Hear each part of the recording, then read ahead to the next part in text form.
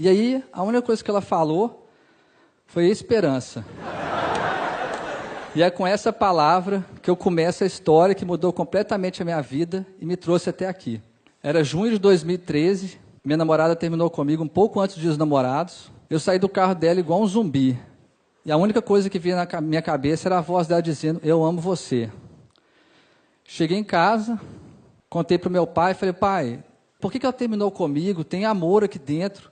E eu sei que tem amor dentro dela. E meu pai falou, meu filho, quando alguém entra na sua vida e depois de um tempo vai embora, pode ser qualquer coisa, menos amor. Construa uma nova história. Eu falei, pai, mas como é que começa isso? Ele falou, não se preocupe, todo começo vem de um final. E aquilo bagunçou a minha cabeça, porque eu comecei a lembrar que todos os meus namores começaram porque um terminou, eu só entrei no emprego porque a faculdade terminou, e aquilo deu um loop infinito. E quando eu estava começando a ficar bem, uma semana depois, meu pai foi diagnosticado com uma doença rara e degenerativa, que queria matá-lo em 90 dias. Na hora que a gente recebeu o diagnóstico, eu e minha mãe começamos a chorar, xingar tudo, gritar, e meu pai na nossa frente, parado, normal, sereno. E eu comecei a xingar meu pai. Eu falei, pai, por que você não está chorando? Por que você não está chorando? E ele falou, olha para mim, meu filho. E a única coisa que eu pensava é, como é que eu vou olhar para a pessoa que eu mais amo no mundo, sabendo que ela vai morrer? E eu não consegui olhar. E meu pai me segurou, falou, olha para mim. E aí eu olhei, e ele falou, se você soubesse que hoje era o último dia da sua vida, você ia passar de chorando. E aí eu e minha mãe ficamos parados. E eu falei, pai, você não pode morrer.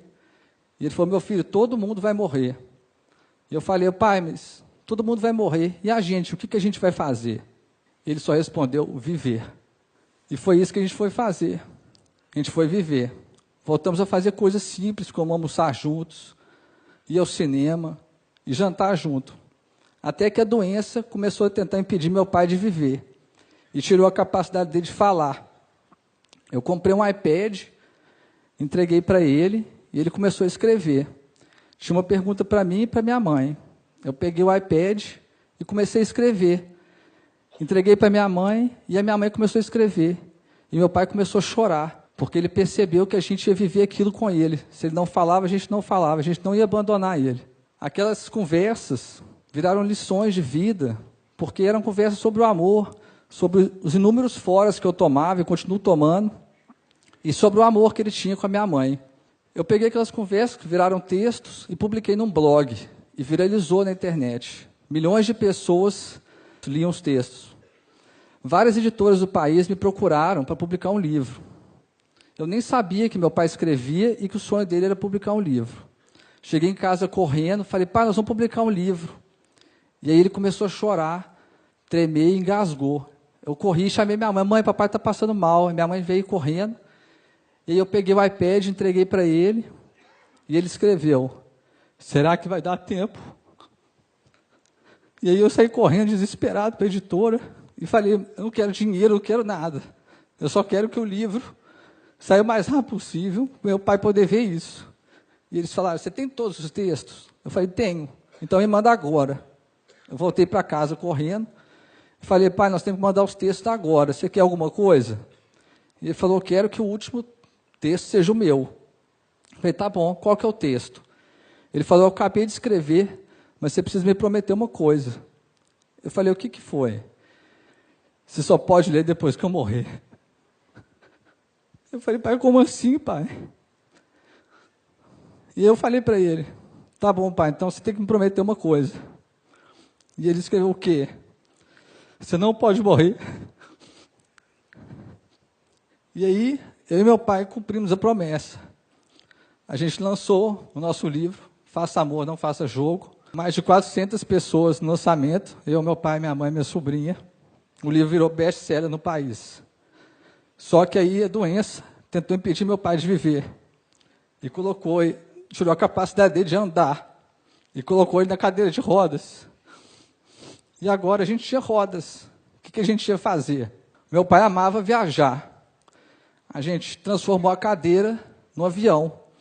E todo dia, pela manhã, a gente descia para a nossa pista de decolagem, fazia um plano de voo, e eu separei um dia para vocês.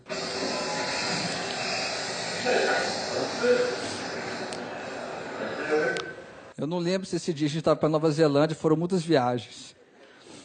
E sempre que a gente terminava, pousava, eu pegava o iPad, entrava no país que a gente estava e a gente ficava vendo as imagens. Estudava a cultura do país e tudo. Meu pai, há mais de 30 anos, ia toda sexta-feira com 2 irmãos na mesma pizzaria. Ele continuou indo de cadeira de rodas. Só que a doença tentou impedir meu pai de viver e tirou a capacidade dele de comer. E aí os irmãos deles, meus tios, começaram a ir lá em casa toda sexta-feira e falaram que a pizzaria não tinha graça sem meu pai. E aí eles ficavam rindo, dando risada, e meu pai começou a chorar quando eles fizeram isso, porque ele viu que os irmãos dele não iam abandonar ele, e não abandonaram. Foram lá em casa toda sexta-feira até o último dia de vida do meu pai. Meu pai, ele formou em Ouro Preto, Minas Gerais, e ele tinha 3 amigos. Quando eles formaram, eles combinaram que de 5 em 5 anos eles iam se ver. Naquele ano, meu pai estava muito debilitado e não conseguiu ir. Os 3 amigos dele, cada formando, tem uma foto pregada na República. Os 3 amigos pegaram as fotos, os 4, pegaram a estrada, chegaram lá em casa de surpresa, pregaram as fotos no quarto do meu pai e falaram: a nossa República é a sua casa. E meu pai começou a chorar, e todo mundo começou a chorar, porque ele viu que os amigos dele não iam abandonar. E não abandonaram, trocaram 5 em 5 anos para 1 em 1 mês, eles iam lá e faziam a nova festa da República. No dia 2 de julho de 2015, os meus pais completavam 46 anos de casado. Todo aniversário de casamento, os meus pais faziam isso aqui, ó. Eles dançavam. Naquele ano, meu pai não conseguia ficar em pé. E aí a minha mãe falou: busca cadeira de rodas. Eu falei: por quê, mãe? O que você vai fazer? E ela respondeu: eu vou fazer o que seu pai faria por mim. Eu busquei a cadeira de rodas e quando eu voltei para o quarto, a minha mãe estava abraçada com meu pai na cama. Eu cheguei perto para ajudar e ela falou: não precisa. E ela começou a tirar meu pai da cama, fazendo maior força, e meu pai não tinha força, não sei de onde que ele tirou, foi a última força que eu vi ele fazendo na vida, e a minha mãe conseguiu colocar ele na cadeira de rodas. Ela colocou uma música e ajoelhou ao lado dele e começou a fazer a cadeira girar. E os dois começaram a dançar. Meu pai chorava e ria ao mesmo tempo. E foi a cena mais bonita que eu já vi na minha vida inteira. Quando acabou a dança, eu entreguei o iPad para o meu pai e ele escreveu: eu tenho um último sonho. E eu perguntei: qual que é, pai? Ele escreveu: eu quero ver o mar pela última vez. Eu falei: então a gente vai. Eu fui muito criticado, muita gente falou que eu era louco, porque eu ia levar uma pessoa que não falava, não comia, não fazia nada, para a praia, que nem ia aproveitar nada. A única coisa que passava na minha cabeça era: talvez o amor seja isso, fazer loucuras, fazer o improvável, o impossível virar possível. E eu separei 3 momentos da viagem para vocês verem: o início, o meio e o fim. Quando a gente voltou da viagem, meu pai estava muito debilitado. Ele pegou o iPad e começou a escrever: meu filho, eu estou sentindo muita dor. A minha mão treme muito. Eu não sei até quando eu vou conseguir escrever. A gente precisa criar uma nova forma de comunicar. Se eu piscar uma vez é sim, 2 é não, e 3 é eu te amo.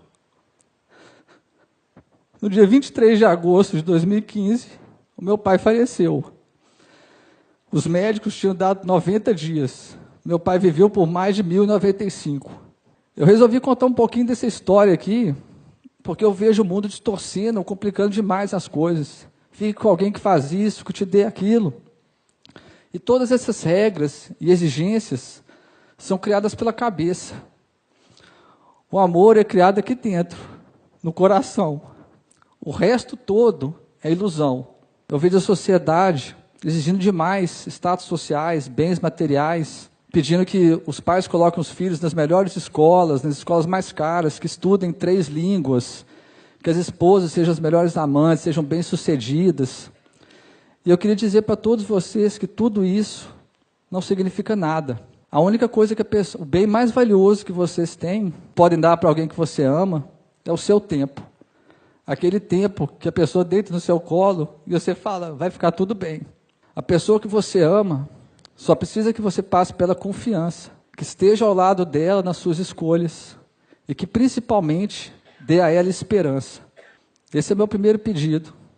Dê o seu tempo para a pessoa que você ama. Muita gente acha que é fácil eu pedir isso porque acha que a minha relação com meu pai era perfeita. E não existe nada perfeito no mundo. Eu e meu pai éramos cheios de defeitos, nós seres humanos somos cheios de defeitos. Quantas vezes meu pai entrou no meu quarto e eu falei, pai, me deixa em paz, estou tocando guitarra. Pai, me deixa em paz, estou jogando videogame. E sabe o que ele fazia? Ele sorria. Eu tratava ele mal e ele sorria. Ele rebatia a minha raiva, a minha paciência com amor. E foi isso que ele me ensinou. Quando alguém que a gente ama nos tratar mal, em vez de tratá-la mal de volta, dê o seu amor. Porque o amor é a única forma capaz de transformar o mundo e as pessoas. O meu pai me transformou. Ele me salvou. Ele nunca desistiu de mim. E esse é o meu último pedido. Nunca desista da pessoa que você ama. E agora, vocês devem estar querendo saber o que é o amor. Acreditar. Esse é meu enigma. A forma mais bonita que eu aprendi para deixar um pouco do meu amor dentro de todos vocês que estão aqui. Fique com Deus. Obrigado.